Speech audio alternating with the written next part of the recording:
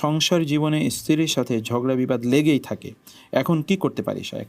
দেখুন, এই ক্ষেত্রে আপনার যে কাজটি করা দরকার তা হলো আপনি যেই জায়গাগুলোতে যে সকল কারণে ঝগড়া বিবাদ হয় এই সকল কারণগুলোকে একটু অ্যাভয়েড করার চেষ্টা করুন, প্রথমত বিষয়।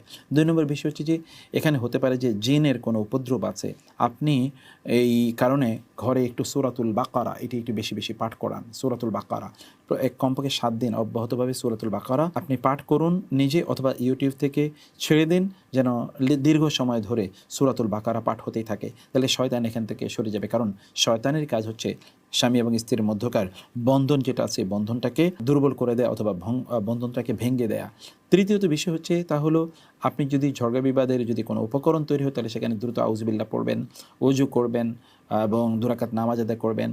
যদি সেখানে দাঁড়ানো অবস্থায় থাকেন তাহলে বসে যাবেন, বসা অবস্থায় থাকলে আপনি শুয়ে পড়বেন, অথবা এই জায়গায় আপনি দ্রুত ত্যাগ করবেন। মানে যেই জায়গায় আপনাদের তর্ক বিতর্ক শুরু হয়েছে দ্রুত এই স্থান থেকে ত্যাগ করবেন এবং ধৈর্য ধারণ করবেন।